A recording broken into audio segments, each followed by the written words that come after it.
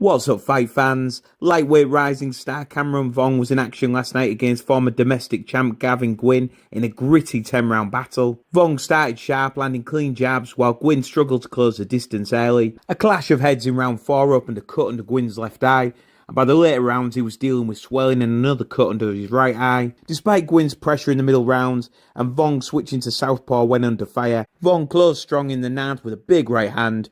Judges scored it 97-94, 96-95 and 96-94 for Vuong. Tough fight, but not everyone agreed with the decision. Sam Jones has clarified that talks about a rematch agreement between Cameron Vuong and Gavin Gwynne are premature. Last November, Vuong 7-0, 3 KOs made a bold move by stepping up in weight to challenge the seasoned former British, Commonwealth, and European lightweight champion Gavin Gwynne. 17-4-1, 5 KOs in only his 7th professional fight. The bout, contested at a catchweight of 139 pounds, was presented as a contest between Vuong's youthful talent and slick movement versus Gwynne's wealth of experience and methodical work rate. This is precisely how the fight unfolded. After 10 competitive rounds, Vuong was handed a widely disputed unanimous decision. While some questioned the outcome, it was the controversy surrounding the scorecards that dominated the conversation, overshadowing the strong display of heart and composure Vuong exhibited under pressure. Jones, who manages Vuong, has been instrumental in aggressively guiding his fighter's career. He believes the calculated risks they have taken early in Vuong's professional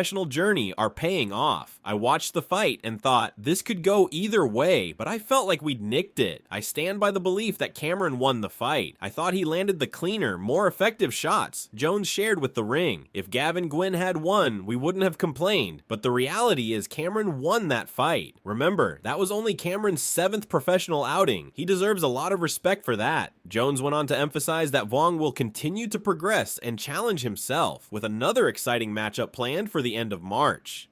Cameron's going to fight again in March in another good fight. All of Cameron's fights are good. Speculation has been swirling that Vuong's next opponent could be his undefeated rival, Jordan Flynn, 11-0-1, 1 KO, a fight that has been delayed multiple times in the past.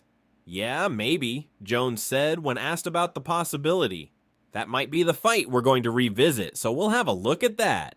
Meanwhile, last week, Gwynne took to social media, suggesting that an agreement for a rematch between him and Vuong had been made, contingent on both fighters winning their respective upcoming bouts. In recent years, the sport of boxing has been criticized for an overabundance of unnecessary rematches. However, if Vuong and Gwynne do meet again, the fight would hold considerable significance. It would offer Gwynne a chance to avenge what many perceived as a contentious decision, while Vuong, who has been hailed for his potential, would have the opportunity to gain invaluable experience from the 10 rounds he spent in the ring with the experienced Welshman. This rematch could also allow Vuong to refine his skills and build on the lessons learned during their initial encounter. Although Jones is focused on securing Vuong's next fight, he made it clear that while he is not opposed to a future rematch, Gwynne's premature announcement of an agreement was hasty.